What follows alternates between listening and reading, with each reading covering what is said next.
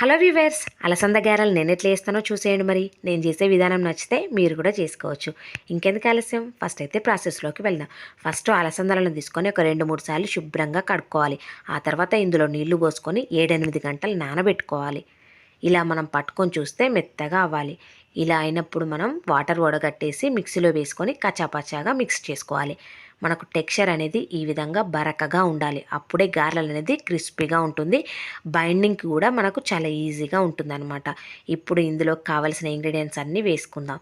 First జీలకర్ర వేసుకొని ఆ తర్వాత రుచికి సరిపడా కారం, ఒక హాఫ్ టీ స్పూన్ పసుపు వేసుకోవాలి. రుచికి సరిపడా ఉప్పు కూడా వేసుకుంటున్నాను.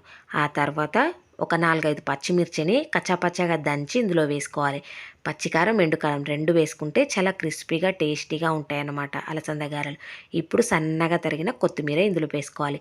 కొత్తిమీర ఫ్లేవర్ అనేది గారెలకి చాలా బాగుంటుందన్నమాట. ఇప్పుడు అల్లం వెల్లుల్లి పేస్ట్ కాస్తంత వేసుకుంటే సరిపోతుంది అనమాట. ఇవన్నీ మంచిగా మిక్స్ చేసుకోవాలి. ఈ ఇంగ్రీడియంట్స్ అన్నీ మంచిగా మిక్స్ అయితేనే మనకు గారెలు అనేవి చాలా రుచిగా వస్తాయన్నమాట.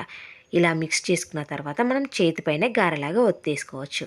చాలామందికి వస్తుంది, నాకు కూడా వస్తుంది కాబట్టి నేను ఇక్కడ చేత్తోనే వేసుకుంటాను నేనైతే ఎప్పుడైనా.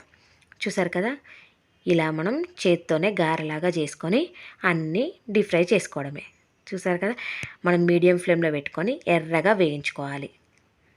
అప్పుడైతేనే మనకు గారెలు అనేవి క్రిస్పీగా ఉంటాయి, టేస్టీగా ఉంటాయి. మనం ముందు వేసిన గారెలు ఈ విధంగా ఎర్రగా అయినవి ఇలా అయినప్పుడు మనం పక్కకు తీసుకుంటే సరిపోతుంది.